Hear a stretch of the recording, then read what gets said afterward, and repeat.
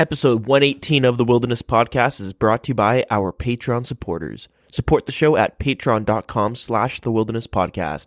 Our supporter of the week is Ezia. We're also brought to you by Audible. Go to audibletrial.com/wild for a free month and a free audiobook.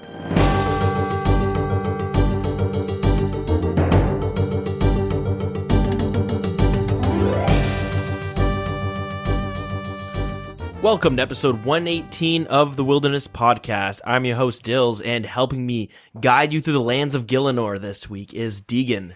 Hey, how's it going? Figured I'd change things up a little bit. It's getting a little stale. Anyways, a lot to go through as we play a little catch-up in the dev blogs. A bunch of poll questions as they propose some changes and tweaks to the Kebo Lowlands, along with some graphical changes and little fixes. Something that is expected with such a big update. But that's not all. We have some things going on in the community. And the biggest news coming from, I guess, the Twitch community. A RuneScape 3 streamer says some not so good things to someone and ends up getting banned on Twitch and having all of his accounts banned within RuneScape itself. Anyways, before we get into all of that, Deegan, did you do anything exciting this week? No. Okay. On to the news. Yeah, I don't know. A lot of work. Had like a company dinner, which was kind of awkward, but fun. Good old work outings. Yeah. I don't know. I've been playing like Dark Souls 3 and like random ass games. Anything fun to talk about? Any interesting new early access survival battle royale MOBAs? No. Nothing. Like, I haven't really done much. I've just been like working a lot. Like, besides like going into specific things that happen at work, people like typically don't care about that stuff though. I don't know. I guess like you ever have like you ever work with people and there's like gossip and shit going like on in the workplace? Oh yeah, but they're trying to keep you like you're not supposed to know about it. So like they're being secretive about it, but they're so bad that you just know what they're talking about. I don't know what you're talking about. Like, do you know, like, there's been, like, money missing from the store. Oh, fun. And okay. they've been suspecting for a while that someone's been stealing it, and, like, they don't want me to know who they think it is, because they think I'm friends with this person. Oh. But really, it's, like, one of the few people I just, like, chat with, I guess, because I don't really relate to most people, like, in my store, it's like most people are like in high school or they're like older with like kids and they're like married and shit, right? And I'm in the middle. Right. So they're either dabbing a bunch or they're, I don't know, bees kneesing. Kids and adults. True. Yeah. And usually just because the way my work schedule is and my available hours, there are people that are, like, my age, because, like, I started working when, like, everyone finished college and then got their career jobs, so they started filling in new people. Yeah, usually how it goes. Mm-hmm. And, so there's a couple people my age, but, like, I rarely work with them. Okay. So I only bring that up because, like, when I do work with some people, it's, like, it's very small. Like, I'll have just, like, typical small talk with them, but then, like, and whatever. All in all, it's like they pretty much I know that they're pretty sure this one guy's stealing, and like he's probably gonna get fired for it once they have like more evidence, and he's a shitty worker. All right, well I just find it funny that like they try to be secretive about it, but like I can hear what they're saying while I'm talking to a customer. Got the whole store bugged up. Yeah, pretty well. They're just like bad at like being secretive, right? That's literally all I did this week. There's nothing. I have nothing to say. I don't know. That's fun. I'm just making shit to like talk about. There's nothing important going on. What about you? No, my dog ate a cat toy last night at like midnight. Had to take her to the hospital. Take her to the Emerge. That took a couple hours. And $250 later, ends up throwing up that cat toy. But yeah, was it a mouse? No, it was like a ball. I don't know. It doesn't matter, but.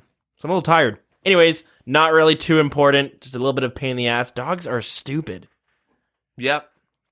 But yeah, with school, if you don't know, I am in radio broadcasting. How fitting, right? Mm-hmm. But I'm into my second semester. Last week we got to dip our toes with going on air. The college that I'm at has an online an internet radio show or radio station, and we got to go on for an assessment basically.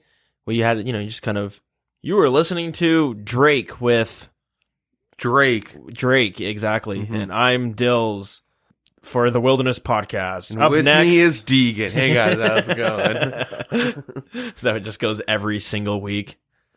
But yeah, it was good. Yeah, I just went in there, drop a little, audibletrial.com/wild. No, but it's good. We're coming up this week on Wednesday. We'll be doing a 1-hour show between 2 and 3 p.m. EST. And I get to host it for the first week with another person. So that's going to be exciting. And at the same time, maybe a little terrifying because it's going to be super overwhelming.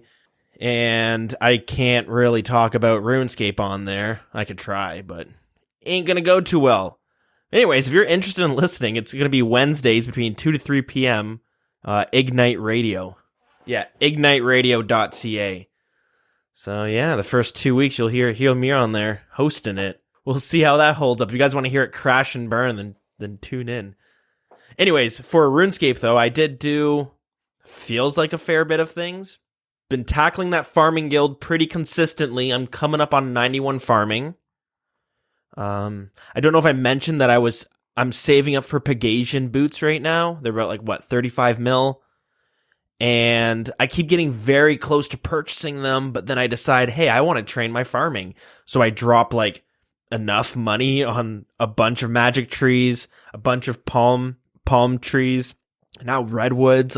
I'm just dropping a bunch of money on that, which gets me further away from almost getting those Pegasians. I was so close. I had 34 mil. I was 1 mil away from actually getting them. I said, fuck it. I'm just going to get some farming experience instead. So I went that route. But it's fun. I enjoy the farming skill. And I finally got the Hydra task. Nice. Yeah, I was excited for that. So I tried to do a few kills. It was tough to learn, but it's not that hard of a fight. As far as Slayer bosses go, it's probably one of the more tough ones. But that being said, the Slayer bosses aren't really that hard to begin with. Cerberus, once you get the hang of it, not hard. It's unforgiving. You mess up and you're dead. So Hydra's similar in that sense. Sire, similar, I guess. If you don't move it out of the poison, you're going to take a lot of damage and die. I'd probably say Sire's harder than Cerberus. Yeah, I mean, I'd probably say Sire's the hardest Slayer-related boss. Well, I haven't done Hydra, but pre-Hydra at least. Yeah, but then you look at Thermonuclear Smoke Devil, you look at the Kraken. AFK. Not even bosses, really, right? Mm-hmm. But yeah, after a bunch of boss tasks and other Slayer tasks that I didn't want to skip, I finally got the Hydra task.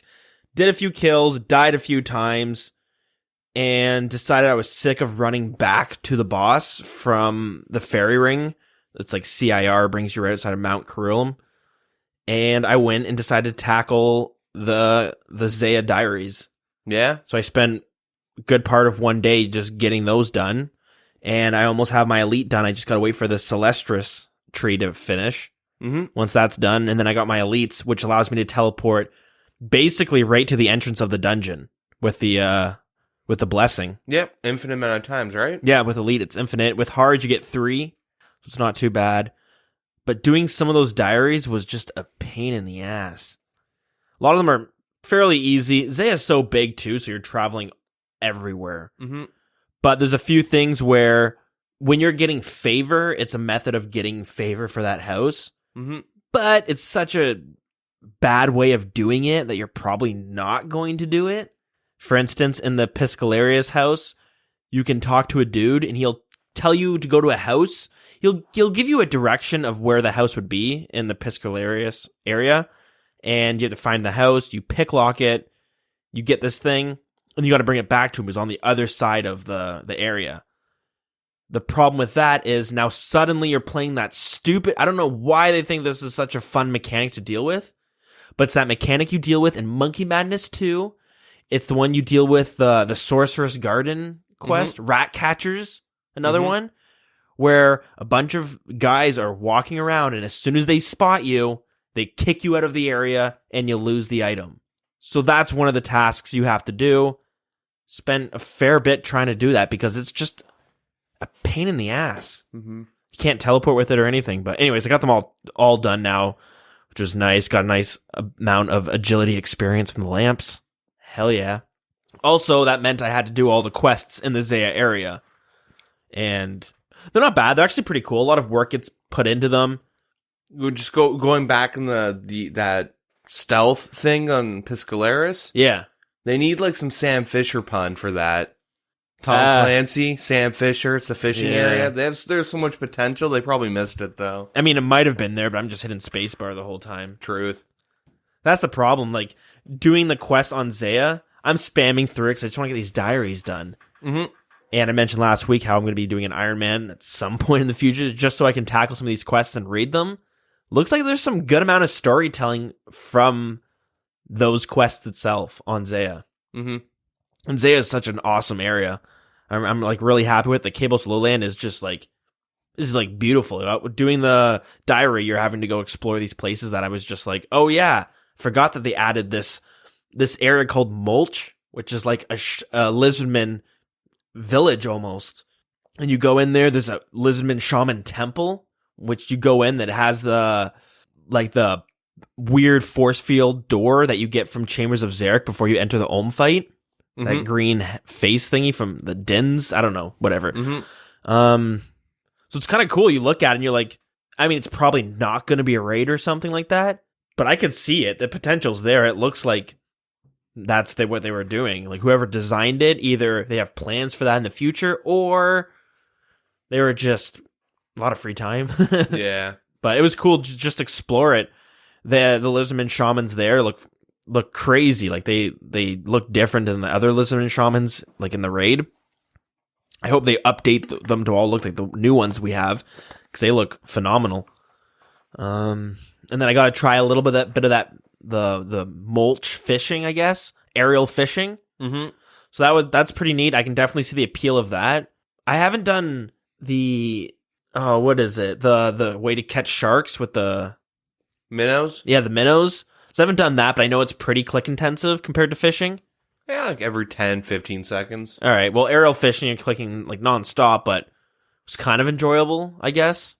I could definitely see myself going there at some point in the future to try to get that tench equipable. Yeah. And that sack of fish. That'd be kind of cool for the that fashion scape. But yeah, I did finally tackle that Hydra boss. So I figured, let's just talk about it. Let's go through the mechanics, since when it was first released, I didn't actually able to fight it. But I figured out the fight. It took me a few times. And I also was doing it on a laptop with a trackpad, which I hated. So I ended up opting to just using mobile, which worked better for me. But still, once I got home on my PC, I was able to really grind it out. Anyway, so the Alchemical Hydra, the new boss that came out with the Kebo Lowlands, requires 95 Slayer, of course. And it's a fight that consists of 4 different phases. So when you first enter the room, you'll see the boss there. He's going to be green. There's going to be 3 of these vent things on the ground, different colors. There's a green one, a blue one, and a red one. So the Alchemical Hydra, he does 2 different types of auto attacks. He does a magic auto attack and a ranged auto attack. You can pray against them 100%. And the way basically it works is every 3 attacks, he changes to the next one. So from mage to range and vice versa. Anyways, when he's in his green phase, the very first phase, you need to lure him on the opposite color of what he is. So you can just think of it as a combat triangle. So green equals range. What's weak to range generally is melee, which is red. So you got to bring him onto the red vent. And that lowers his defense. And if you don't bring him on that vent, he's going to be empowered and you're not going to be really hitting too much. So you definitely want to do that, because you're going to spend forever trying to kill him if you don't. And while he's in that first phase, he has a chance. He'll randomly shoot these pools of poison on the ground. Just step away from them, and you're good to go. Once you bring it down to 75% health, one of the heads will fall off, and he'll transition to the next phase, which is he'll turn blue. Still, the auto attacks are the same throughout the whole fight, except for the last phase. But what he does in this phase is he will shoot out these 4 lightning bolts that will be kind of spread out in the room, in almost not the 4 corners, but they'll be like a box that are kind of far apart. But they'll start honing in on you one by one. And if one hits you, you get stunned and you take a bit of damage. You can still attack the Hydra, but you can't move. So I'm not the best at dodging these, but I found if you run against the north wall, you can normally outrun them. But that's really what it comes down to, is just you run it and eventually they disappear and then you go back to fighting it. Again, he's blue, so you want to bring him onto the green vent ASAP. When you get him down to 50% health, another head will fall off and he'll turn red. So, first thing you want to do, lure him onto the blue vent. And what he does in this phase is he'll randomly walk to the center of the room, and depending on where you're standing, he will shoot out 2 giant lines or squares of fire that will basically trap you in a small area. And then from there, he'll stun you, so you can't move, but you can attack him. And then in that area, a little thing of fire will pop up, and it will start basically spreading towards you. It'll be moving in a line. So what you need to do is you need to walk away from it and just kind of walk around until it stops. Because if it does hit you, it'll knock you back and stun you for a brief second. It will damage you like 15 or something, 17. But it'll also do, I think it's 20 damage over 4 ticks. She'll be taking 5 damage every tick, or every couple ticks at least. And that's pretty annoying, so you really want to dodge it because it can really mess you up. And you also don't want to box yourself in because you want to be able to get to the boss to damage him because the fire stays up for a bit. And then once you bring it down to 25% health, another head falls off and he turns gray. You can't do anything you don't have to lure him onto any of the vents this time. You just fight him. But the only difference is this time he's gonna shoot between ranged and mage, one after another. So you're constantly having to flick from range prey to mage prey and back and forth nonstop. And if you mess up, you'll take a lot of damage because he can hit 50s. Same with the first phase. Every now and then he'll throw a bunch of pools of poison. You just gotta step out of the way. But yeah, you just range him down and he dies basically. And that's the fight right there. It's not super hard, but it can be a bit tricky. There's a few things that you really got to figure out, and I'm sure there's better ways to do them than what I'm doing them.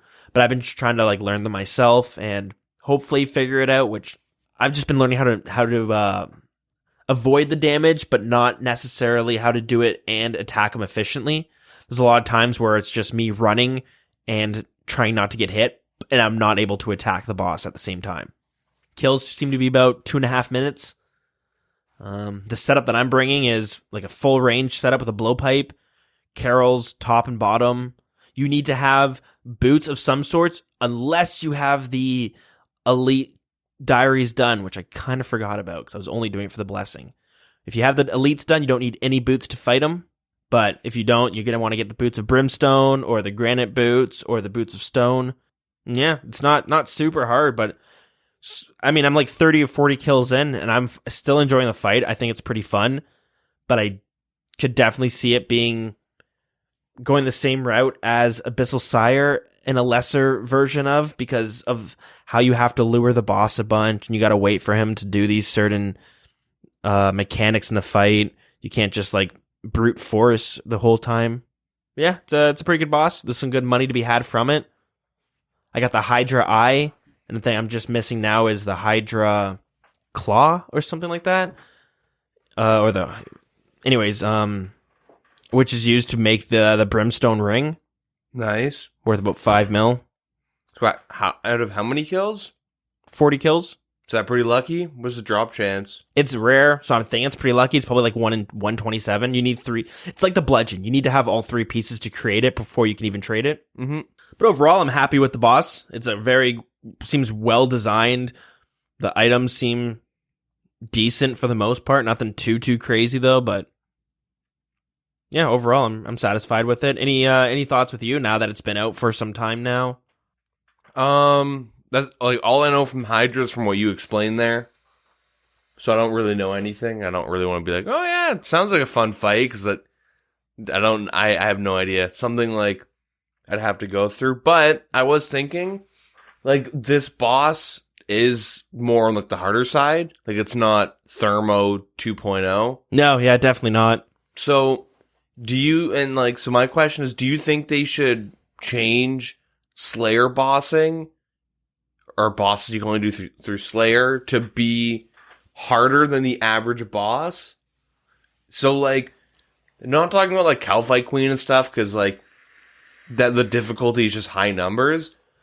But, do you think that, like, if you can only do a boss task through Slayer, do you think it should be, like obviously more difficult than non-Slayer bosses? So, like, because right now the hardest just regular PvM boss you can just do in general is Zulrah.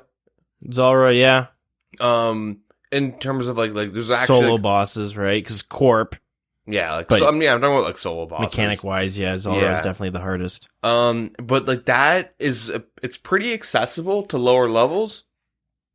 Yeah. Like, 85 magic, 75 range, or good, like, those are, like, you can farm them, if you know the mechanics, you're farming the boss. You can get multiple kills in Zulrah, like, blah, blah, blah, blah, blah.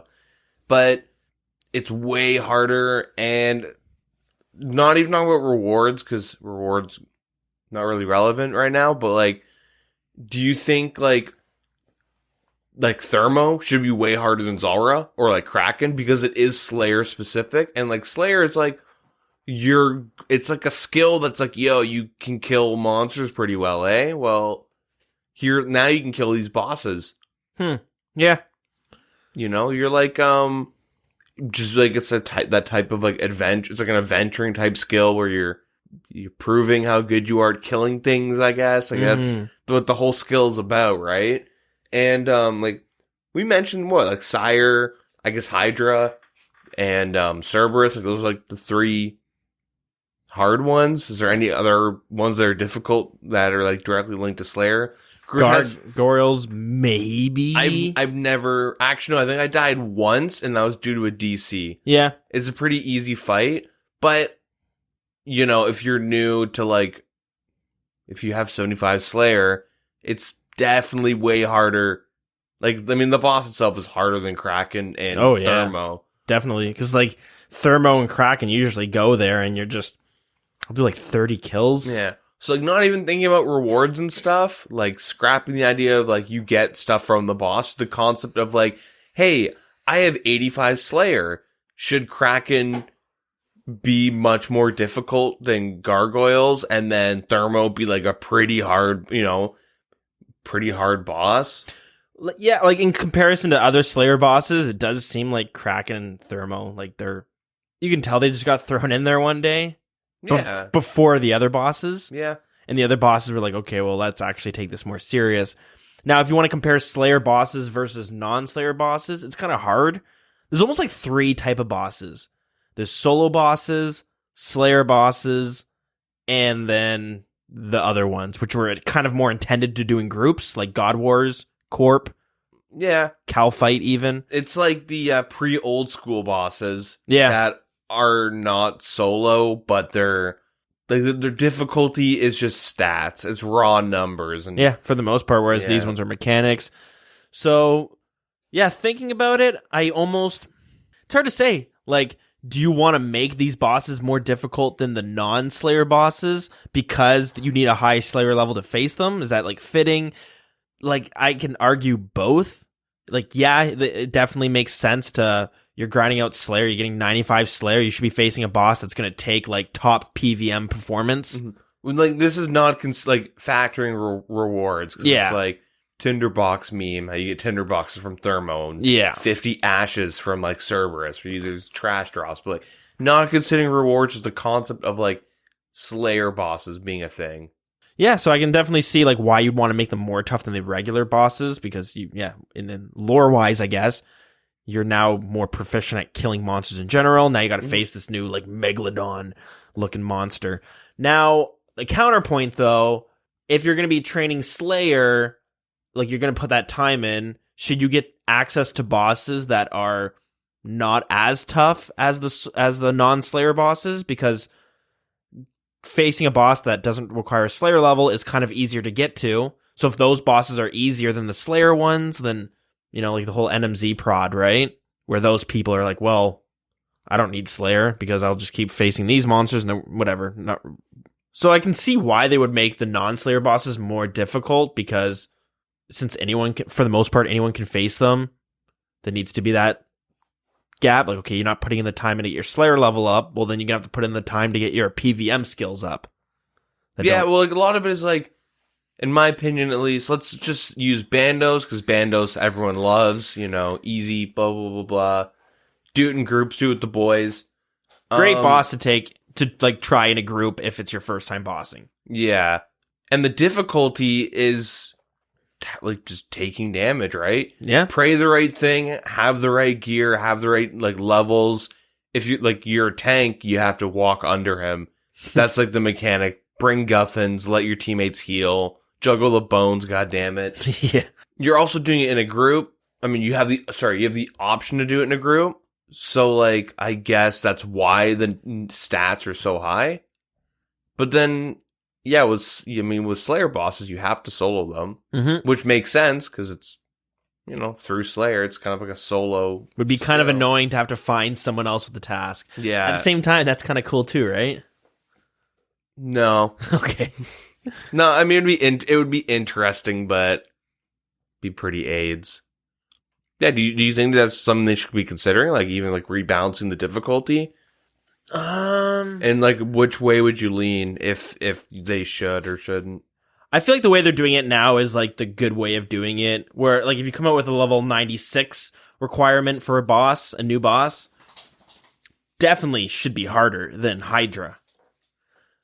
But at the same time, if they come out with a new boss that doesn't require any Slayer, I think that one should be more tough generally, it should be more tough than the Slayer boss. What do you mean? Like, if they came out with a new Zulrah 2.0, let's just say. It's a new soloable, it's like a Vorkath. Yeah. I think it should be tougher than the Slayer monsters, which it just makes it a bit harder to farm. Oh, yeah. I mean, like, you mean like the Slayer bosses, you mean, not monsters? Yeah, comparing it to Slayer bosses. Because you can't really farm them, you get lucky and you get a task with it. Yeah, okay. And then also, you're already putting in the time to get your Slayer up. I mean, everyone does that anyways, but still, you still got to put in the time to get that Slayer level to get it. And I don't think they should not... I think they should still come out with bosses that don't require Slayer. Yeah, of course. But those ones should be a lot less forgiving. They should be a lot more tough. You should be able to, generally speaking, because if they come out with a level 99 Slayer boss, then that one definitely should be maybe more tough than Vorkath and stuff, obviously, right? Mm-hmm. But it's weird, but I think the way they're doing it now is like, it's good. Because most of the bosses in RuneScape that don't require Slayer level, they're pretty tough, unless, like, depending on their level, right? King Black Dragon's pretty simple. Calphite Queen, if you're soloing it, it's going to be tough regardless. Yeah. Just because it's going to hit you. You're only going to get a few kills per run. Same with all the God Wars bosses. You're going to want to do it in a group. Corp. You're going to spend 30 minutes prepping it. Mm-hmm. So, yeah, I think they're doing a pretty good job with it. And, yeah, I think the way they kind of... It seems like the way they're visioning it, to me, is like what I think is like a good idea to do. Yeah, I was just curious, because the way they have Slayer done has always felt really weird to me. I think the weird ones that stand out are just Kraken and Thermo, whereas Gargoyle, Sire, Cerberus, and now Hydra, that one, it kind of makes... Like, I look at them and I'm like, yeah, they're fairly tough. Once you learn to fight, sure, it's like a bit of a cakewalk, but still, like, you mess up, you're gonna die. Yeah, I don't know. I just kind of find it weird that, like, Zulrah is, like, the hardest solo boss, and, like, Vorkath is super easy, but, like, I guess Vorkath's locked behind a quest. Yeah, Dragon Slayer too. But even then, I would argue that Vorkath is harder than Cerberus, and, like, Sire's tricky because it's very RNG based in terms of like the minions that it spawns. Sometimes the minions will just rip right through you and you have to take a step back and like blood barrage and move around and stuff. Yeah. Yeah, I don't know. I just find like how they have the bosses set up. Like I kind of want them to take a look at it and tweak the difficulties. Like specifically a solo boss, because like I would always say Kelpha Queen's a little bit too hard, but you mentioned it. That was like the first boss, not really, but that was like one of the first bosses that have always like they really like want you to do that with like other people. Yeah. They don't want you soloing Calphi Queen. You can do it, but have fun getting 1, 2, maybe 3 kills a trip. But that's kind of intentional. Yeah, I was just curious in your thoughts on it. Yeah, no, it seems, obviously you'll have some, like, mid, like, it's hard to compare all of them, right? Because we have so many bosses in the game at this point that some of them are, like... Well, yeah, that's why I was just worried about, like, Slayer bosses. Because you can't, like, rebalance. You can't be like, alright, we're gonna make KBD super fucking hard. Let's... Super flipping hard. Yeah. You can't really just do that. Obviously, people won't be too happy with it. I think the way they've done the Slayer bosses are good, because they're still tough. Your first time learning them, you're probably going to die, but... Well, yeah, there's new mechanics and stuff, but, like... There's, like, what, 1 or 2 mechanics, like, Cerberus, Prey Flick, get out of the, lava. Yeah, that's it for Cerberus, yeah. Yeah. Right. Anyways, news time? Yeah, let's get into that news. We got a bunch to go through. So I guess we'll start off with the Kebo's poll blog, and they've revised it. So we'll just go over like what the revisions are and like what the polls currently are and whatnot. They did change Konar's loot table. I don't know if this is again or what it I don't know exactly what they did, but they did change it. Yeah, they have the table there, which we will definitely be going into. It's one of the last poll questions though, so we'll get to that at the end. Well, like, no, I don't think they just changed it. I don't think it was a question.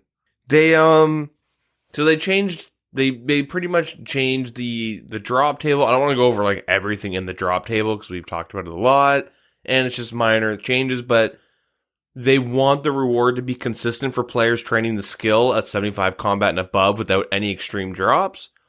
There still are some drops that are better than others. Obviously, like you can get pure essence, but you can also get like, magic seeds. Yeah, 2 to 3 magic seeds. Yeah. They didn't add uniques to the table this time, but they're looking at doing that in the future. Might as well just mention that because they did change it again for all you Konar Slayer people. But yeah, so I guess we'll start off the poll questions with some changes to aerial fishing. They want to link the trawling or the angler outfit to this fishing training method, I guess. Yeah, so right now you would have to go to the fishing trawler to get it. Everyone hates it, especially because people can spend hours there trying to grind for it, while other people get kind of lucky, because I think it's like, what, 1 in 8? Yeah, 1 in 7 or 1 in 8. 1 in 8, so it's like not the rarest to get it, but at the same time, you're spending 15 minutes doing this minigame for your chance to get a piece. And you got to do that for, what, 5 different pieces? 4. 4? Yeah. So yeah, it is pretty lengthy. I was looking into it. Obviously, it's super RNG based, because some people are like, yeah, it took me 4 hours. Some people are like, yeah, I'm on hour 30. But like it averages to like around 10 hours to get the outfit, apparently. God damn. Just looking at everything through fishing trawler. Which is one of the longest amount, like one of the most amount of time it takes to get one of these outfits. Yeah, it's still efficient though, so keep that in mind. Efficient? Yeah. It's EHP to get your outfit. So if I'm not mistaken, it is EHP if you're going for 200 mil. Whereas if you're just going for 99 or 99. But you only get 2.5% experience boost. Yeah. And I remember looking this up before. I think it was with the farm. I can't remember, but I remember reading that if you're going straight to 99, you'll get it faster if you spend that time just straight fishing instead of getting the angler's outfit. It's not until you get like you're going towards 200 mil where it starts to outweigh it at some point. Yeah, I don't know. I remember just seeing that the farming outfit isn't EHP for 99. The anglers was, because like the rates are pretty low. Okay. For fishing, And then farming, it's just like it takes you like 8 hours, but 10 minutes a run. You get 100k, you know. And wood cutting, it's efficient to get the outfit. Wood cutting's one of the easy ones to get. Yeah, it's super quick. Then there's the pyromancers from the Wintertide. That doesn't give. That's just cosmetic. Yeah, the pyromancer does give you 2.5%. That's stupid. What the it's only fuck? the gloves that are cosmetic. So that one can't really count it if it's EH. Well, it is EHP, I guess, because you're just getting it passively while you're doing Wintertide. Well, I guess the fastest way to actually get your fire making experience is through burning the logs. Yeah. So I don't know. I always thought you didn't get it, but yeah, whatever. So I'm not too sure about that. Anyways, so like if you average like 10 hours for your outfit through fishing trawler, it's super RNG. I think I took like 8 hours to get mine. I went dry forever, and then I got like 3 pieces back to back. I got 1 piece and then didn't get one, and my next 3 I got back to back. But I got mine like under the average. If you're big into doing your clue scrolls, you'll probably eventually get, or even your diaries. Mm-hmm. You need to get Minnows, that, all that stuff. Yeah, exactly. You need it for your minnows. So I don't think I spent too much time getting mine though. I don't remember hating it. Like I hated it, but I remember it being over and done with pretty quick. Yeah. So anyway, so the poll question is, should Alry the angler at the center of Lake Mulch sell the outfit at a shop for 100 mulch pearls apiece? The outfit would still be obtainable from Fishing Trawler Game. They pretty much offer this because, well, 1, it's a reason to do this. 2, you're going to want the new, like, weapon. Yeah. The little fish thing. 3, Fishing Trawler sucks. Yeah, it does. It really does suck. It's a very old minigame. Originally, it was in the game just so that you can get manta rays and sea turtles. Yeah. But now we have better foods and a bunch of monsters drop those as reward. So yep. And originally they had this next question was linked to the first one, but it was stupid, so they split it into 2. And the second question is, should the rate of which players can expect to obtain a mulch pearl from aerial fishing scale from 1 to 100 to 1 in 75 based on the combination of their fishing and hunter? So at 99, you get 1 in 75, and at 43 and 35 hunter, the rate is 1 in 100. What do you think about those 2 questions there? I'm fine with either or, because, so I quickly did the math, and like, I might be wrong because I just did it in like 5 seconds, but if you were to average just the levels and rates and everything of all of it, straight like down the line averaging, it's like 13, 14 hours to get the full angler outfit just through fishing, doing this new fishing skill. Okay. Where, from what, I mean, there's no like set number that I could really find, but it was like about 10 hours. Yeah. Through fishing trawler. And this is like averaging, like, it's not like me including levels like 43 and stuff. I like the minimum to do this fishing. It was just averaging out like levels, blah, blah, blah, blah. So it's a little bit slower, but you are getting experience. You do have a chance to get the fish, and it does bring you to like new content where right now the fishing trawler is only done for the outfit because you can actually fish the sea turtles and manta rays in the wilderness. Well, you can, those are the crabs, right? Or the dark turtles? Or dark crabs. Yeah. So they're better. But if you want to get manta rays or sea turtles themselves, there's monsters that drop them. Manta rays through one of them, Revs and Vorcast. Yeah. Where do you get turtles from? That is a good question. I don't know. But doing trawler for fish is like really outdated. Can't get the sea turtles from Fossil Island from that drift net fishing, the underwater fishing. Oh, okay. So yeah, they've already kind of phased everything out through fishing trawler. The only thing is, the only negative I see to this is that this will be another dead mini game where you're only going to be using it for a teleport. Yeah, that is true. So it is nice that it gets some people doing it. Yeah, the main thing is that the strategies in which, like, you can, like, doing fishing trawler, like, there's sometimes you'll, like, just spam bailing bucket and everyone gets their auto clickers. Everyone goes down to Gary's hood and they just bail the water, and then sometimes you just put your mouse in between two of like where the holes are, and you get the right angle, and you just sit there and spam click while you're watching Netflix, or you're just plugging holes. That's what I do, yeah. It's still pretty awful, and like the main challenge to that is figuring out how to AFK it as much as possible without losing rewards, because there is an AFK timer. So you have to participate through like all like what 5-10 minutes or whatever, however long it is. Yeah. Through the mini game. So it's super annoying, and it's like, well, if you kind of have to just sit there and spam click, why not just kind of move this elsewhere? It sucks because I don't want to see it being just an empty area. It's kind of cool where you go to the fishing trawler world. There's a bunch of people just funneling through doing it. And complaining. Yeah, and at the same time, I wouldn't want to make someone do that because it's just such a... The main issue... Worse than NMZ. Well, NMZ's not bad. Well, you don't play it, though. Exactly. Whereas Fishing Trawler, you also don't play it, but you got to sit there and push a button. Yeah, nonstop.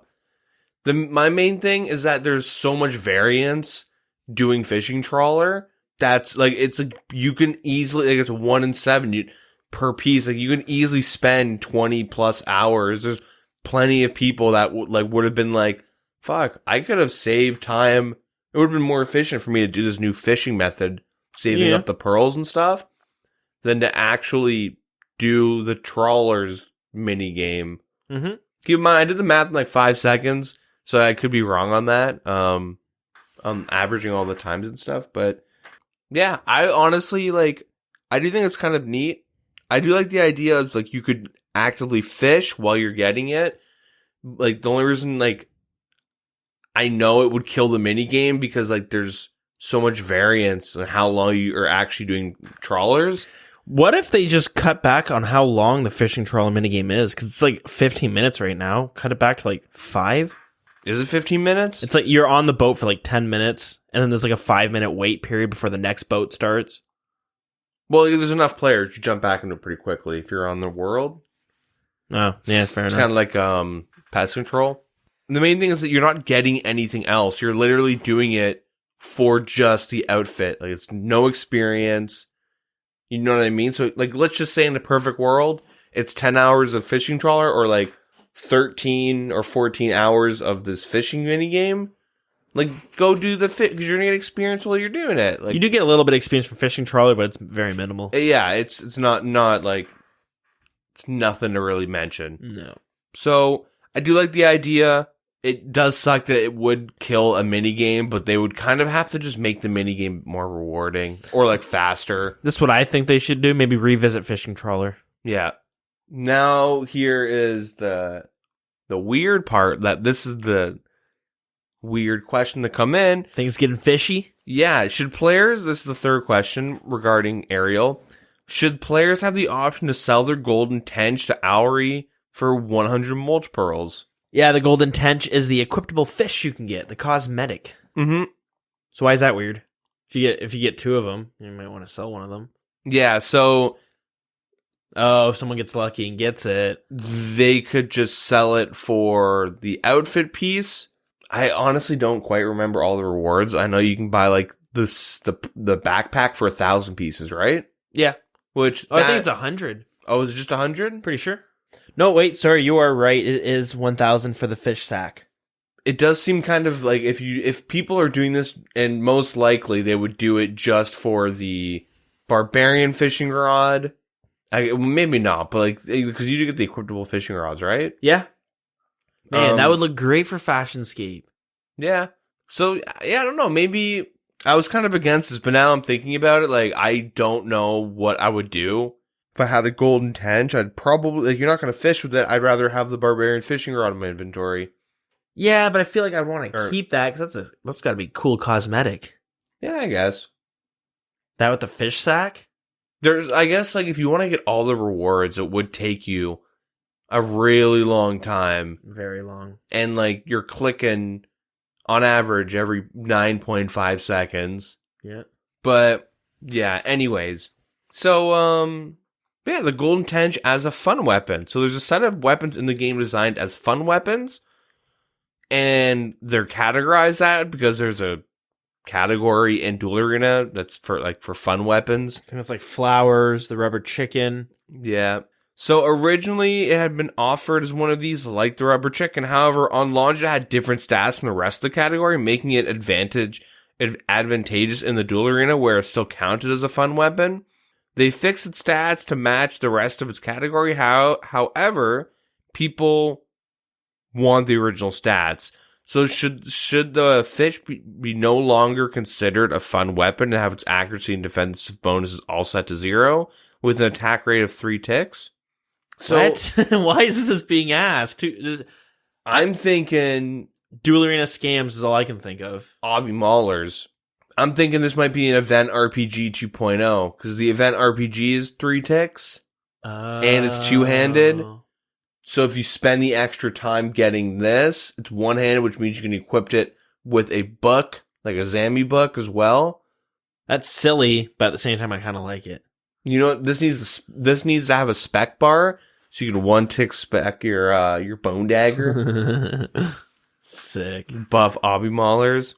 Weird. Anyways, so they mentioned in one of the polls or whatever, but they kind of want to revise it, that the option to open an instance version of the island in the center of Lake Mulch for a fixed fee in gold, that was like a possibility because the amount of players having to world top to get the best spots on the island, because you mentioned in the past that they said it was an average of 7 to 12 seconds per cast, but that is all based on how close you are to the pools. Yeah, you want the closest ones to you. So what people were doing were they were fishing when all the close ones despawn, they'd world hop and continue, all that good stuff. They had the option pulled, but they withdrew it, and they'd like to just change or reduce the necessity to world hop to do this because it's not positive for the game. Yeah, too many instanced areas. You start I don't know. It's an MMO. That massive multiplayer game. That and the idea of having a world top to get better pools is like really silly. Yeah. So they want to tweak the fishing pools around the island, and they want to separate the island's pools by quadrants and increase the number of pools on the south side. Okay. Anyways, yeah. They have some balances for the fishing contract. So the only concern relating to this is the ease at which players can gain a vast number of high-tier seats. Our plan is to balance this content without applying a flat nerf. This will likely take form of replacing the difficulty tier system, which one based on the length of time it takes to grow the plant. So you should receive more seeds for plants that take longer to grow, but you won't. That doesn't mean you'll receive better. Does that make sense? Yeah. Higher volume. Or more quantity, less quality, I guess. And the seed vault. So with all these new seeds coming in and people actually holding on to seeds nowadays with like birds' nests and contracts and all that stuff, seeds take up a lot of space. Oh, hell yeah, they do. My bank's full. Mm-hmm. And they don't want... They literally can't, as of right now, expand the size of your bank because just the way the game works, they don't want you to lag every time you open up your bank because the game can't process how many items you have. So if your bank was like 3,000 pieces or 3,000 items, every time you'd open it up, like your game would lag out super hard until you close your interface. Just have a loading screen. Like you'd be playing with pictures. Like actually. So that's why it's limited to like 1,000 or however much we have right now. I like the way RuneScape 3 has their bank system. You can buy more space with real life money. No, that's not what I like about their system. I like how in their player-owned house, your costume room. Yep. You can store items in there, but you can still access it in your bank. You can pull them out straight from your bank if you want. I kind of like that because I like to collect shit. A lot of people do in this game, especially Fashionscape. Yep. I want to store it in the player-owned house, but at the same time, I'm kind of too lazy to go to my player-owned house just to bust out some infinity. Mm-hmm. I'd rather be able to access it from the bank. So I think I like how RuneScape 3 does that. Yeah. So, I guess on the topic of having to run to put somewhere in a bank, they offer the option to have a seed vault. So it would be in the tier 1 part of the farming guild. And, there would be a vault that you could put any number of seeds any seed at any quantity in there, but you can't do watered seeds or saplings. Okay. So just the basic ones, like, you know, that you've like pickpocketed or gotten as a drop, nothing that's been tweaked with, and would be in the farming guild. So it's like you have to run there to get your seeds that you need. It's just a pain in the. I could see myself putting the seeds in there that I'm not consistently using. I'll put my seeds in there that I might get as a contract. Whereas for herbs, I'm going to still keep my Ranars and Snapdragons and Torsil in my bank. Mm-hmm. I'm going to keep my magic seeds in the bank, but I might put my willow trees in that seed vault because I don't use them unless I get a contract. Mm-hmm. Yep. If this was added to the game, Ultimate Iron Man would not be able to use it. Which is another thing for the poll. Yeah, no, it's makes sense. Mm-hmm. Although, yeah, I guess it makes sense for the game mode. They shouldn't be able to. Ultimate Iron Man shouldn't be easier now since they add it. That being said, it does seem like a piece of content that maybe would make if they could access it, it would make sense. But whatever. Yep. So poll number 6, we're getting into more of the Slayer stuff. They at one point had the idea of a respawn function and the elite diary offering noted Hydra bones, but this just increases kills per hour and the bones wouldn't be like as useful.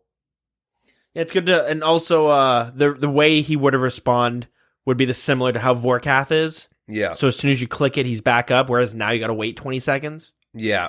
Anyways, so they had those pulled. They took them out, though, because they don't want the kills per hour to go up, and that kind of messes with everything. But should the Alchemical Hydra have a Hydra head added to its loot table, this could be used to recolor the Slayer helmet. It would require 1,000 points, just like every other helm recolor. It looks really cool. It does. It's kind of, what color? It's like a very, very dark green. Yep. And then with the gray trimming. My only problem with it is that it kind of looks, I don't know how it looks in game, but I don't want it to look super similar to the KVD head recolor. Because I don't want it to look... Well, it will look lighter than the picture they show. That's usually in game, things will look lighter. Think back to Inferno Cape fiasco. But and if you look at the Bandos PCs as a reference, that's a little bit darker.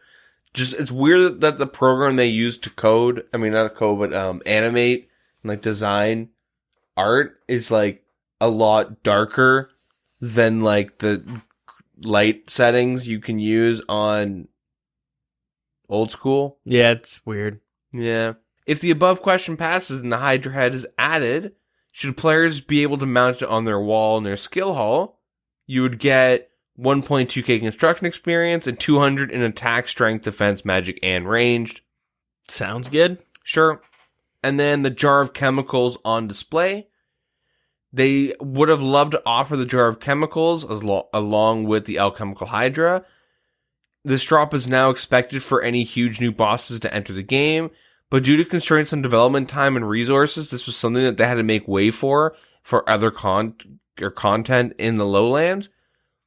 They have Ghost currently designing a new display case as of right now, and it's going to look cool, apparently. And it does look cool, because I saw it, I think it was either on Twitter or maybe on the Q&A, but it looks pretty badass. Mm-hmm. The dungeon shortcut. So currently players who fall to the Alchemical Hydra may recover their items outside of the lair for a fee. However, reaching this point requires running past other monsters in the dungeon, causing players to risk losing their items before reclaiming them. This makes it different to other bosses with a reclaim function such as Vorkath, which can be done safely. With this in mind, we'd like to pull the following question, but with an increased agility requirement compared to before, because we know this shortcut will take the same amount of time to traverse as running through the dungeon normally, so you wouldn't increase the number of kills per hour. So, that being said, should an agility shortcut requiring 88 agility that allows players to go directly to the Hydra without being attacked by other monsters in the dungeon be created? It would take the same amount of time as going to the dungeon. So you only have to run past other, like the smaller Hydras? Mm-hmm. And they don't really hit too hard. I've never once even come close. I just pray magic or range, run past them, and I take 1 to 2 hits before I get to the next room where you can't hit me. So I almost feel like most people who die going to get their stuff back, it's because they don't bring the boots. Because if you don't know, if you don't have the boots of stone, the boots of brimstone, or the granite boots, you'll take damage over time as you're running through the cave because of the heat. Mm-hmm. And I know when Hydra was first released, the boss, a lot of people died. People would run back to grab their stuff. They would forget their boots because they're rushing. I've almost forgot my boots a few times. And they would die. And so wait, if you die in the dungeon, you lose your items to reclaim? Yes, but I think it's like that with any vault.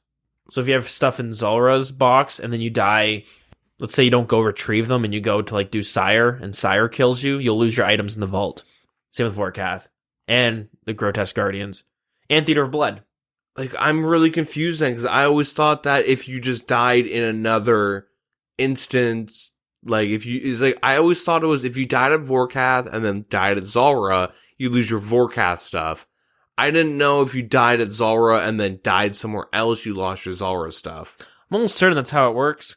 So Ultimate Iron Man have to retrieve all their Zulra shit, go out, die, pick up, loot everything, go back to Zulra, die, go back to their first death pile, pick up everything, and then do the content they need to do? Yeah. Yeah.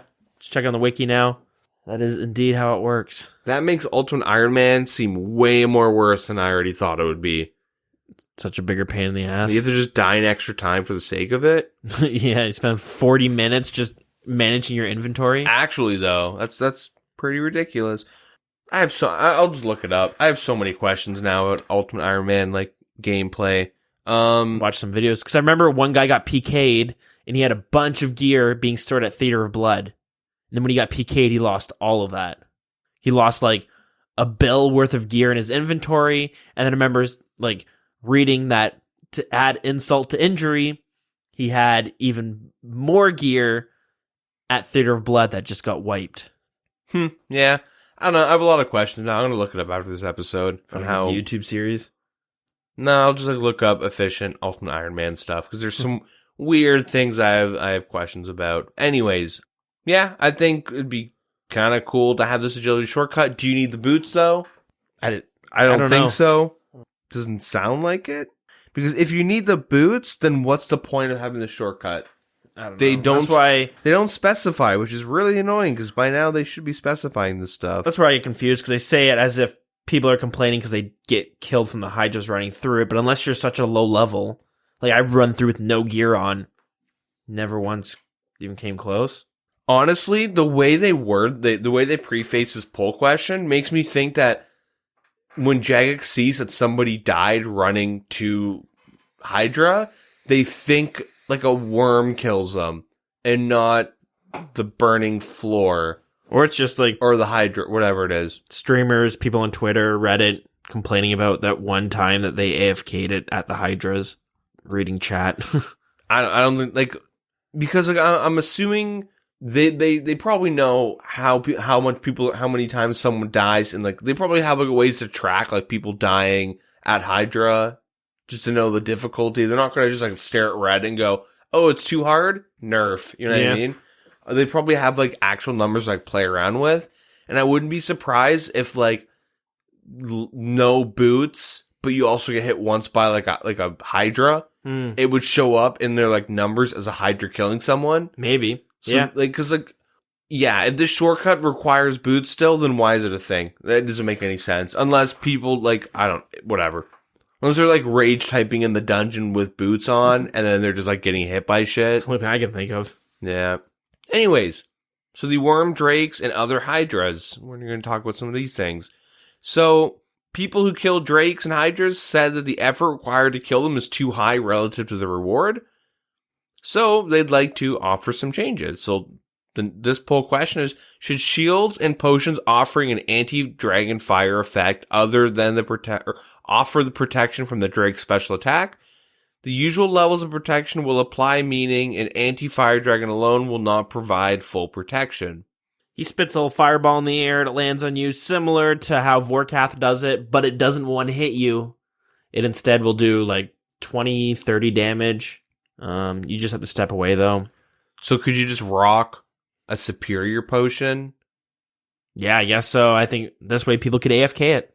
Blowpipe. Blowpipe, yeah. Yeah. The next one is, should poison protection, such as the effects of super anti-poison potions and antidotes, have the amount of damage the player receives from damage over time dealt by the poison pool from a regular Hydra special attack? I don't know how that effect works, so you'd have to explain that. So I was talking to some people in the CC about it, and because I've only done the boss, like I said, the first phase, he spits out like 4 of these bubbles on the ground. If you step on them, you'll take some damage. It's not a lot of damage, but it's damage. It's like 5 to 7, it seems like, every tick.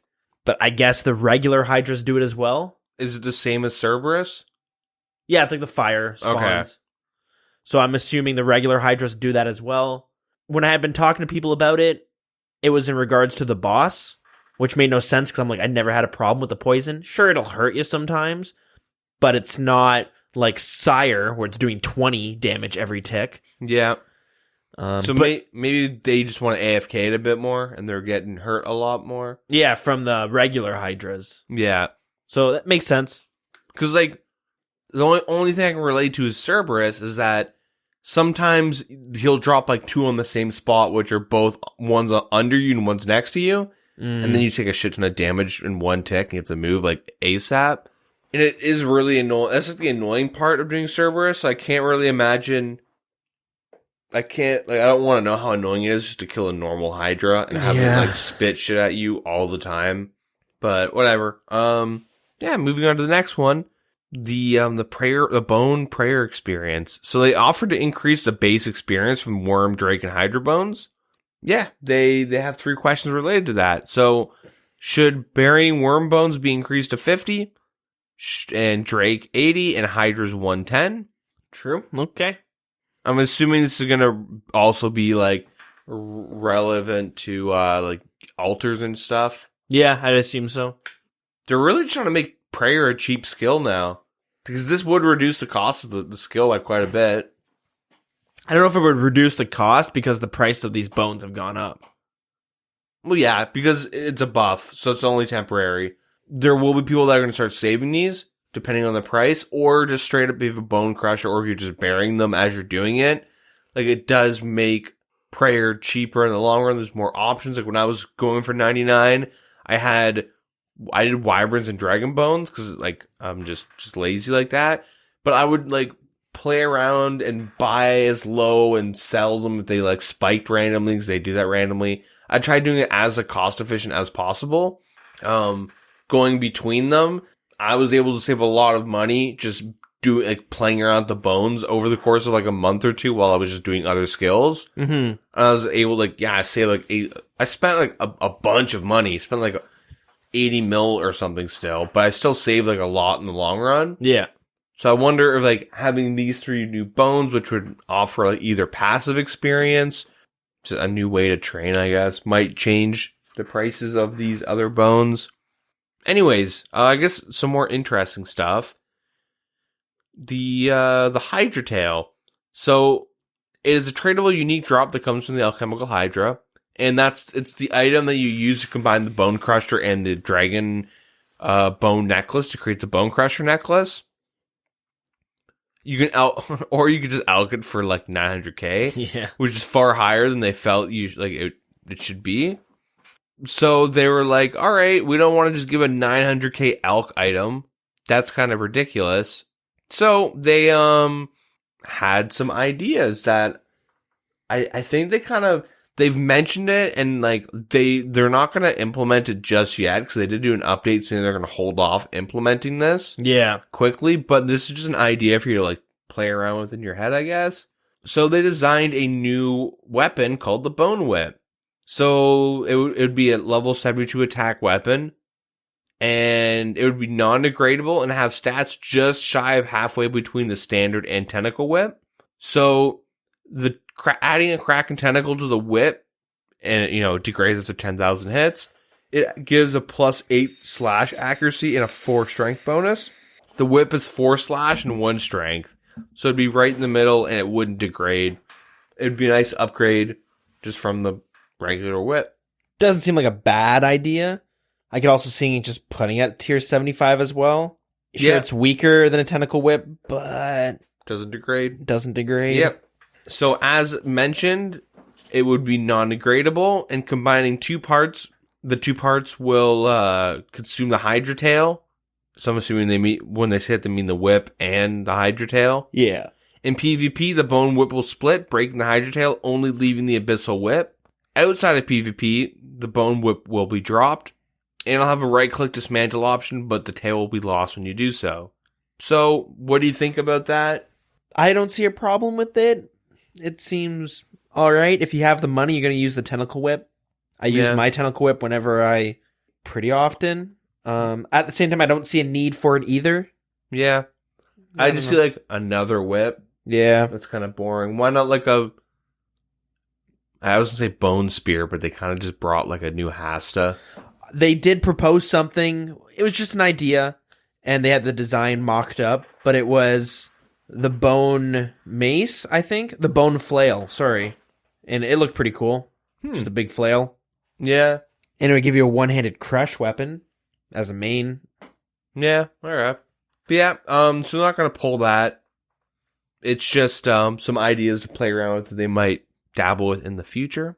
But yeah, so now I guess we got to talk about... Holy fuck, there's so much shit to talk about. So the Kren favor. The Kren's 5 houses are well known for, being annoying to get favor in. Tedious. Yeah. So currently earning favor with one house will decrease the favor with another unless you've completed Architectural Alliance. If you're getting favor, for the love of God, just get that quest done. Yeah, It's get not it too hard. Get it to 100, all that good stuff. So they want to change it. We want to make it so gaining favor in one house does not reduce the favor in others. This will make favor system fit the lore better and increase flexibility. Hey, they pulled this like 2 times before. They're just rewording it. And they're just giving different arguments on why they should do this. They're adding in lore. That's funny. This is a farce. No. I've said it every time. No, this shouldn't be a thing. Wait, they've done both these poll questions already. Yeah, they're just repolling things, but now they're like, it's like they have like, I don't know, a bill, like a government type political bill, and then they like slip in, like, oh yeah, by the way, babies are now considered dogs, and they kind of like put in like, no, we don't want that.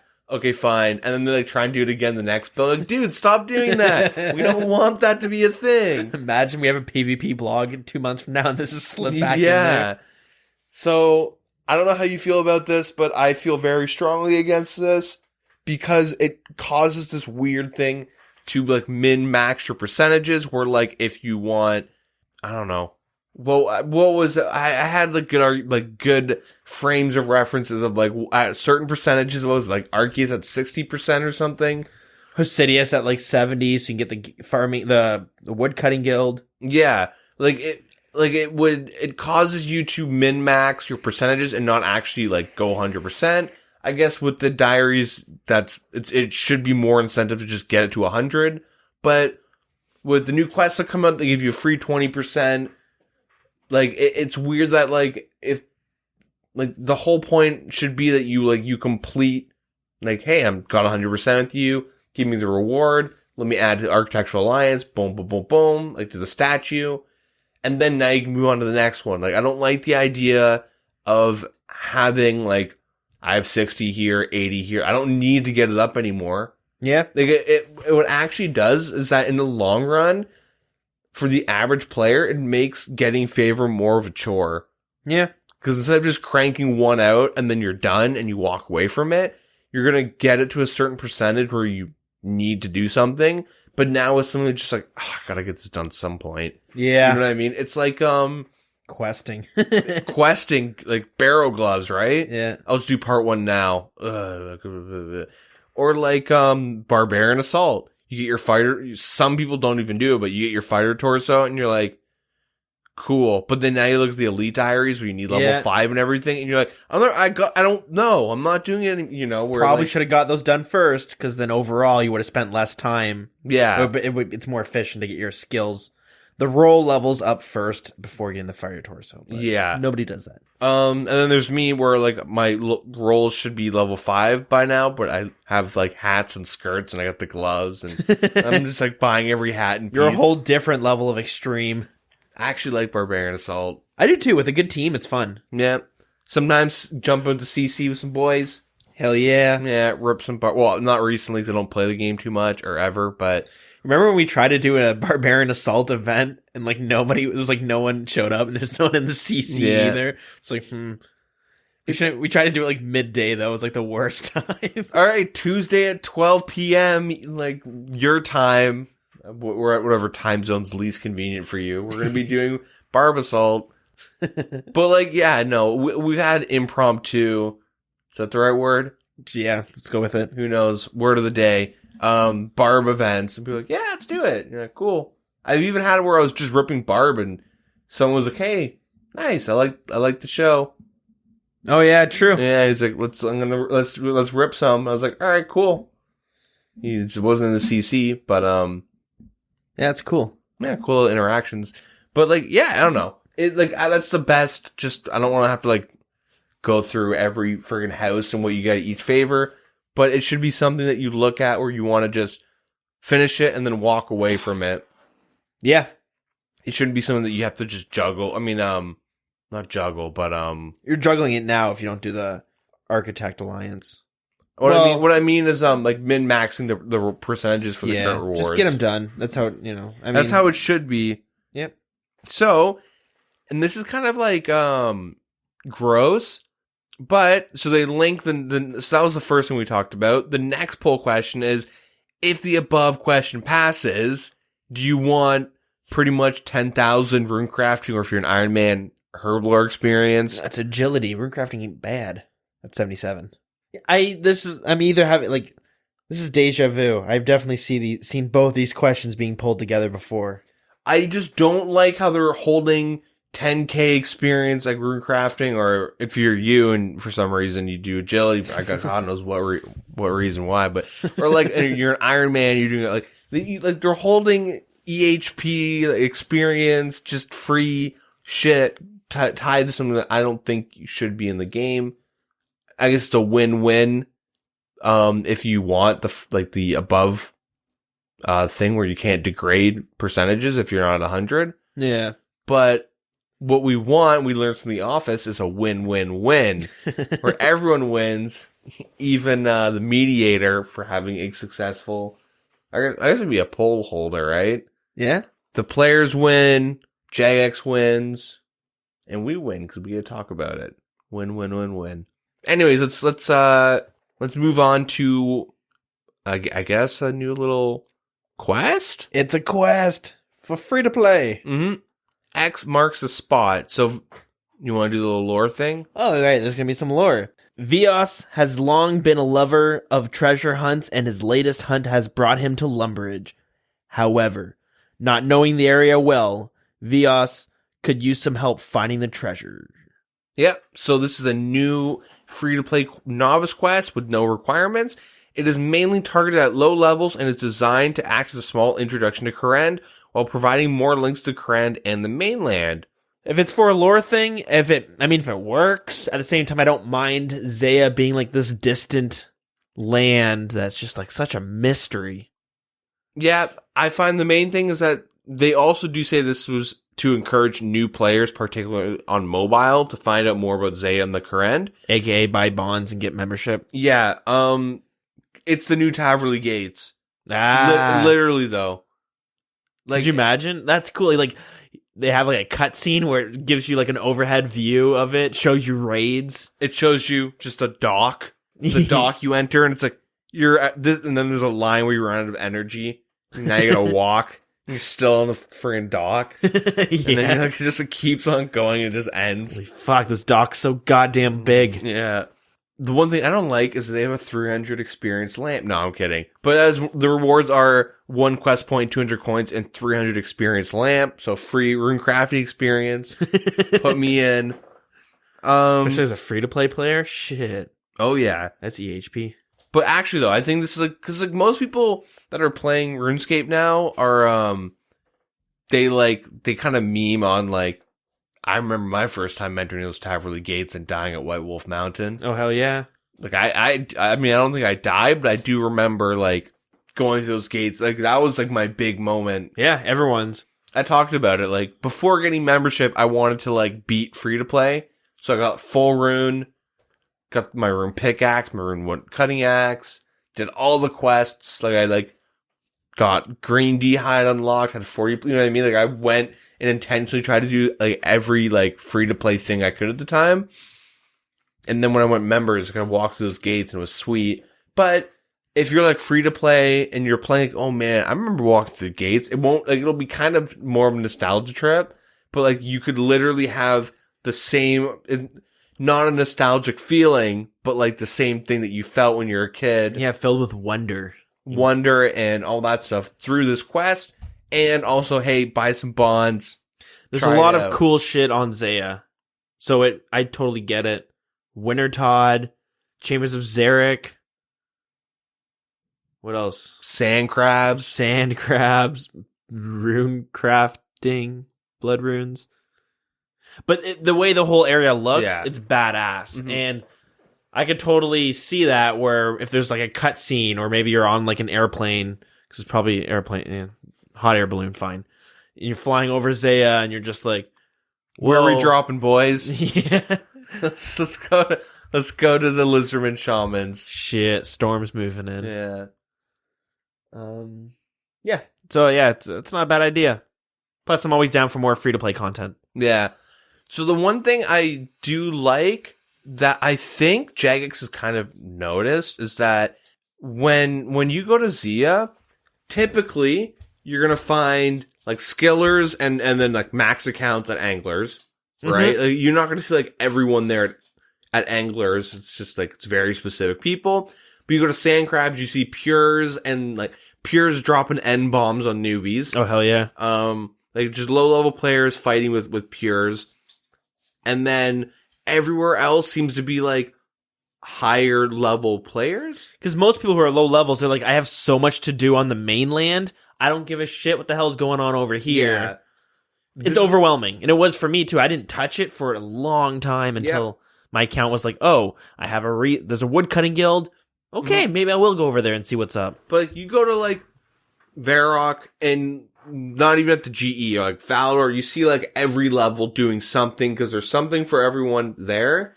And at least when Zaya first came out, it was like you're only going to be a high level or you're low level trying to quickly progress. Yeah. And what they're doing is they're like bringing in reasons for everyone to come in. Where like Fossil Island was geared towards mid-level players. Mm-hmm. But honestly, you see some mid-level players dicking around doing some weird thing. But typically it's high-level players doing quick runs of stuff. Yeah. Mahogany trees. Herbivore. Wyverns? Birds' nests. Sure. But like, you know what I mean? Like it's dead content, but like the issue or the reason why I think it was is because they set like brackets, like a level bracket of like, hey, you're these levels, this would be good for you. Yeah. Where like Zaya is very much they're giving reasons for level 3 to go there, or like a level 8. Yeah. Not like a level 20 or like a level 120 for like raids or something, right? Or like shamans. Which is like super neat, and because it's so big, yeah, it's kind of cool. But yeah, I do remember. And I've talked to people where they're like, I have so much stuff to do. I know that Zaya is a thing, but I don't want to go near it because I don't, like, it's overwhelming. Later. I'll do it later. Don't put more on my plate. This game has so much shit in it as it is to add a whole new continent to it, which is like completely fresh to a player who's playing on mobile, but might have played back in 2005. Yeah. It's like, let me get my graceful first, then I'll go worry about it. But yeah. So I do like the idea of like this quest, just kind of teasing it out, giving little hints and whatever for new players. Yeah, for sure. Anyways, so keys to Konar's loot crate. So we're getting loot crates. Yep. Shit. Yeah, so like the Squeal of Fortune or treasure chest in RuneScape 3. No. Yeah, so many people have suggested that while on Konar's task, it would be more natural for an item to drop that could be exchanged with Konar for items on our loot table rather than dropping the loot themselves. This would make the drops receive a certain task feel less artificial and give Konar more of an active role in rewarding players. So should the monsters drop a key or similar item which could be given in exchange for a roll onto her exclusive table? This would not affect the loot table, and should players receive a message to notify that they got a drop on the table? Cool. In general, just either or, right? If you have the key or if the key's not a thing. I like that idea. It seems a lot better than just getting an extra piece of loot. I guess we'll mention this, but so we talked about it quickly in the beginning, how they changed the loot table again. But so there was a user / tester for Theater of Blood, smart guy, I guess, good guy at the game, Cloud badass. Was he not with Bodhi and Wooks' team? I think he might have been banned for 2 weeks for being a tester, and then with another group then. Maybe not. I don't know, but I do know this guy. I'm pretty sure this guy does do learner Theater of Blood raids. Okay, him and his buddies will teach you. At least that's what I've been told through my buddies that do Theater of Blood. That's how they originally learned it, was from this guy. He's a super nice guy, super helpful. I believe he streams on Twitch. Everyone, they all do. Yeah. He broke down the math on why the loot table or how it should be fixed in terms of the value and how it's really imbalanced. Where without going into every detail, old Chamber of Xerix, right? You could get 70 mil from a rigger or from Dexter Scroll, or 12 from Augury, which is the same chance. Yep. Or you have less of a chance to get a harpoon, a sword, or throwing axes, which are worth nothing in comparison. Yeah. That's pretty much what was going on with this loot table, and which is why people were so conflicted. And there's a lot of at least in my opinion, why a lot of people were disagreeing with if it should be changed or not. Because it's fair. Someone gets lucky, they get 3 mil. Yeah, that's broken. But at the same time, many people are I'm only getting 10k loot. Yeah. So why did it get nerfed even more? But then if you average those, then you're okay, wait a minute. So he went and proposed a new loot table, which is the current one now. And he gives a lot of reasons and all this stuff and how it's much more fair and consistent. Blah, blah, blah, blah, blah, blah. So. Cool. Yeah, good on him. That was kind of cool. And I like how Jagex did give him credit, and they were yeah, this guy is right and we're wrong, as always. But let's fix it. Anyways, that is the post Kebo's poll blog. Anyways, so with Kebo's Lowlands, they've done some graphical changes. So the brimstone boots, the ferocious gloves, and the seed boxes have all been, tweaked. Yep. If you were doing your farming contracts, you'll notice this right away because they look like the herb boxes you get from NMZ, whereas now they have their own unique icon. Yep. They fixed the bottlenecking issue at the guild doors where it would make you run in a weird way, I guess. If you had the level required to go through them all, at least from what I know, the doors were opened. I don't know if you were underneath the required level to get to the different rooms, if the doors were closed. But this meant if I clicked into one of the tier rooms and I was in a different room, the pathing wouldn't really work because I guess it counted as unaccessible. I had to click through the door basically. Mm-hmm. So I guess they fixed that. Makes sense. They reduced the high elks for the high elk value for all the new items and untradables, except for the tail, I guess. Yeah. Okay. There were some weird issues with the bird nests being obtained from Wyson when handing in mole parts. They will now include the new seeds. Do you think it's intentional? Maybe people saved up all these claws for the farming guild seeds, and they're oh, what a waste. Yeah, pretty much. Yeah, I think so.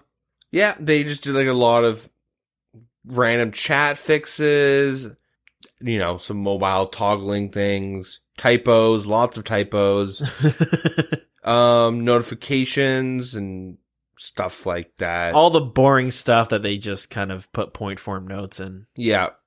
A lot of random, just little annoying things.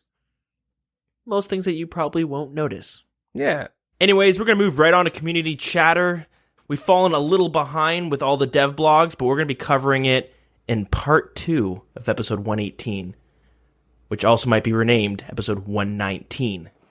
Anyways, if you are a frequent viewer, even if you're not a viewer of Twitch, you probably heard some unfortunate news. There was a RuneScape 3 player who has been permanently banned on all RuneScapes and Twitch. Are you familiar with this story? A bit. A bit, yeah. So apparently, a streamer playing RuneScape 3 was also on Discord with some friends, and he had Skyped. He had called a female friend of his. Uh-oh. Yeah. Who I guess battled with depression and suicide. But I guess she wasn't aware that he was, one, streaming, nor was he also on call with a few other friends who could hear her. I mean, let's be real. I think 99% of the RuneScape community didn't know he was streaming. He probably had like 10 viewers at the time. Yeah, pretty much. The people who he was in the call with were all of his viewers. Yeah. Well, anyways, I don't know if she had mentioned something offhand before about her dealing with suicide, but he had muted the call to her, but said it'd probably be better if you just killed yourself as a joke. All of his friends laughed, but I don't think she was able to hear it because she continued the conversation on like nothing had happened. And, well, anyways, if she didn't hear it, she definitely would have heard it at this point because this video just blew up. Well, the news just blew up, and because of him doing that, he got banned on RuneScape, all RuneScapes, and Twitch, he was permanently banned from.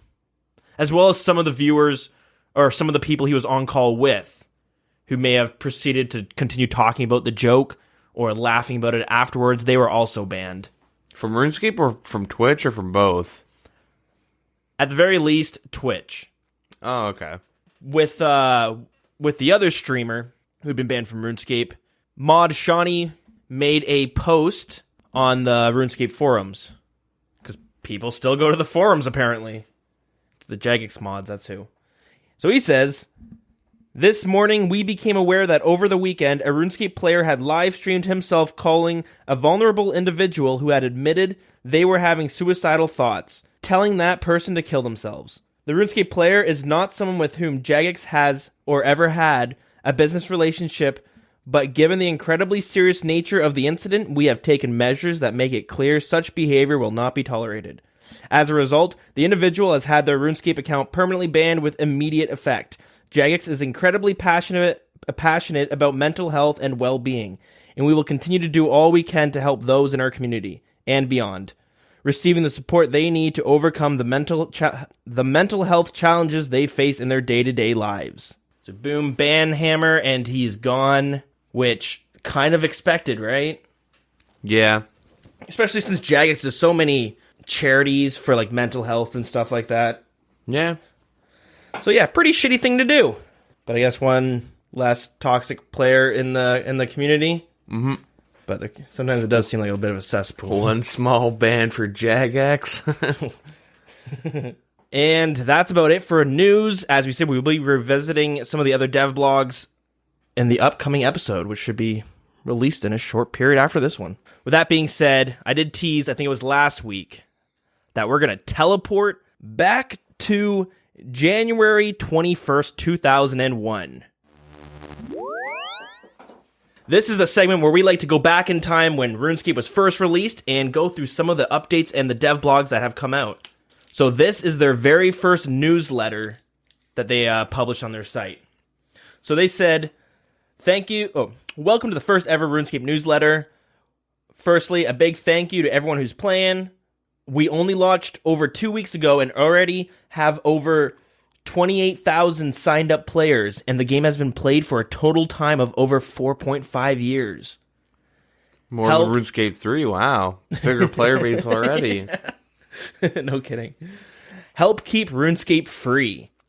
Renting a server to RuneScape is expensive. I really want to avoid charging people to play, so please help me keep it free by visiting the website below and signing up for a few free offers. Quote, free. Want to win free cash every day? Try the newest freebie site on the internet today, freebieclub.com. Of course, it Of course, it's loaded with free loot, great vacations, magazines, and samples galore. Wow, does that not sound like a scam or what? It sounds like one of those pop-up ads that are like, click here for a free iPad. Yeah. You put in all your personal information, and then it's like, now we need your credit card. Like, oh, fuck. Not this question again. So here are some of the things that the RuneScape team started working on this week, or the past 2 weeks at least. The major upcoming update, the desert city of Al-Kharid. With that city comes a scimitar shop, a furnace silk trader, plate mail leg shop, kebab shop. Yeah, that's it for the city, but a new quest is well coming to Draenor Manor. And it says, Draenor Manor has been opened and there's a spooky thing inside. There's a vampire asleep in the cellar, and Professor Audenstein, who lives in the attic, has accidentally turned someone into a chicken. To make things worse, gremlins have hidden the parts of the machine, so he can't turn the chicken back. Can you find the missing pieces to complete this quest? And what else they've been working on. Improve the map page to show the locations of useful shops, and they added a Who's Playing page so you can see if your friends are on. This also seems to be a time where PvP was everywhere, because it says, we've made Lumbridge safe to give a place to hide from player killers. They've improved some of the shops to reduce queuing, because you had to line up. This is one of those things only one person could talk at a time? Well, this is like RuneScape Classic. Oh, this is going back, yeah. If you ever played RuneScape Classic, there were some pains. Oh, definitely. There was definitely some pains. So here's my favorite thing of what they have planned. We are, of course, working on many more improvements to add to the game to make it even better. We have nearly finished working on the bank, which will be hopefully placed in Varrock City the following day of this newsletter. Don't know what a bank is? Well, it's a safe place to store your money, such that even if you die, it can't be lost. Yeah, and that's basically it for the dev blog. Yeah. Do you think there's people like whining like, oh my god, power creep, you can buy scimitars at Al-Kharid? This is bullshit. This thing's going to be way better than the battle axes we have. Smithing's a dead skill now. I can see like the bank coming in and being like, wow, this is fucking Easyscape. Yeah. This is goddamn Easyscape. Well, because the main thing in RuneScape Classic, the banks weren't connected. No? I don't remember. Like, I played a little bit of Classic. I don't remember the banks actually being connected. I could be totally wrong on that.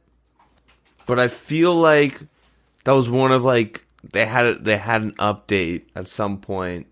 I could be wrong, though. I guess we'll find out eventually. Yeah. Someone will correct us. Or we'll get to the dev blog where they say, hey, we've connected all the banks. Mm-hmm. Anyways, with the next episode, we'll have a few more to go through.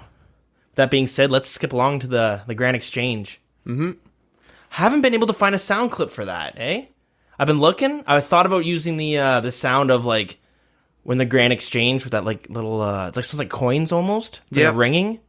Yeah. Ding, ding. It's kind of hard to get, though, unless I record it right off the game. And even still, like, I guess just play that quick little sound bite. Anyways, doesn't matter.